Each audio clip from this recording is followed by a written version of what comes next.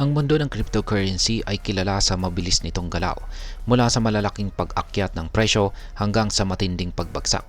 Kamakailan ay iniugnay ni Madam Lucy, ang marketing specialist po ng Shiba Inu, ang kasalukuyang market trend sa nangyari noong taong 2020. Ayon po sa kanya, ang market conditions ngayon ay maaring maging simula ng mas malawak na bull cycle na inaasahan nilang magaganap sa taong 2025. Kaya tinatawag po itong Year of the Super Cycle. Ngayon ay paano po nga ba ito naiiba sa mga nakaraang bull run? At ano po ang maaring epekto nito para sa atin bilang mga Pinoy crypto enthusiast? Kaya ayan po ang siyang ating pag-uusapan sa video na ito. Pero bago po tayo magpatuloy ay nais ko lamang po munang bigyang linaw ang aking disclaimer kung saan ang nilalaman po ng video na ito ay hindi po ito isang financial advice. For education and information purposes lamang po ang layunin nito. Ayan, ano nga ba ang kasalukuyang kalagayan ni Shiba Inu ngayon? Sa kasalukuyan, ang presyo po ni Shiba Inu ay umiikot sa 40 digits 25.41. Bagyang pag-angat ng 2.64% sa loob nitong nakalipas na 24 oras.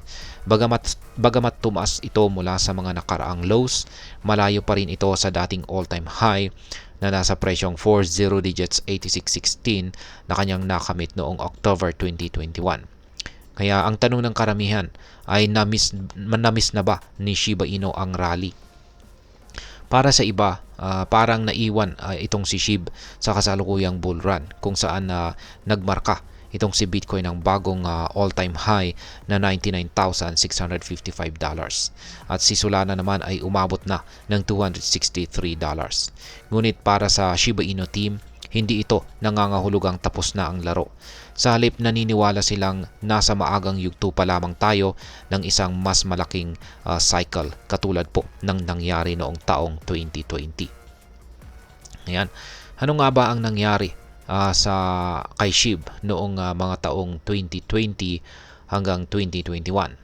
Upang maunawaan po natin ang kasalukuyang sitwasyon ay balikan po natin ang naging performance ni Shiba Inu noong mga taong 2020 hanggang 2021. Ayan, yung una ay ang pagbagsak po sa ATL. Yan, noong November 2020 ay bumagsak po si SHIB sa pinakamababang presyo nito na, ayan, ang haba po ng kanyang zeros, tapos 56. Sa panahong ito ay maraming investors ang nawalan ng tiwala. Halos walang significant price movement itong si SHIB hanggang matapos ang taon. Yan, pag-angat noong taong 2022, 2021 po pala. Yan, dito po nagsimulang umangat itong si SHIB. Kaya sumapit po ang taong 2021. Nagsimulang i-list si SHIB sa mga malalaking crypto exchanges tulad po ni Binance. Dagdag po rito ay naganap ang pinakamalaking SHIB burn nang i-donate ni Ginoong Vitalik Buterin, ang co-founder ng Ethereum, ang mahigit 410 trillion na SHIB tokens sa isang dead wallet na siyang nagbawas ng supply at nagdagdag ng demand. Ang mga positibong kaganapan noong taong 2021 ay nagbunga ng explosive growth or pagsabog sa paglago para kay SHIB. Kaya umabot ito sa kanyang all-time high na presyo na 40 digits 86.16 noong October. Kaya maraming investors ang nakinabang po sa biglaang paglago ng asset na ito. Ngayon ay may pag-asa pa bang umangat si SHIB ngayong taong 2024 hanggang 2025? Ayon po kay Madam Lucy at ilang mga crypto experts, may malalaking posibilidad na muling mag-peak si SHIB sa kasalukuyang cycle, lalo na't malapit na ang tinatawag nilang super cycle sa taong 2025. Ang mga target price na 30 digits 1 o mas mataas pa ay tila realistic para sa ibang mga analyst. Ngayon, ang dahilan po ng optimism na ito ay una ay ang pagkakaroon po ng mas maraming utility tulad po ng gaming, metaverse projects at governance tokens sa DogeDAO. Yan, maliban po rito ay ang pagbawas ng supply sa pamamagitan po ng burns. Ang ganitong aktibidad ay tumutulong po sa pagtaas ng presyo ni SHIB. At syempre, ang malakas na suporta mula sa SHIB community. Ang aktibong community ang siyang nagsisilbing backbone ng SHIB ecosystem. Ngayon ay ano po ang maaring maging epekto nito para sa ating bilang mga investors or traders ni Shiba Inu? Kaya una ay mas mahabang panahon para maghintay. Kung naniniwala ka po sa sinasabi ng Shiba Inu team, ang kasalukuyang presyo ay maaaring isang magandang pagkakataon para mag-accumulate ng SHIB tokens habang hindi pa ito umaabot sa kanyang ATH or all-time high na presyo.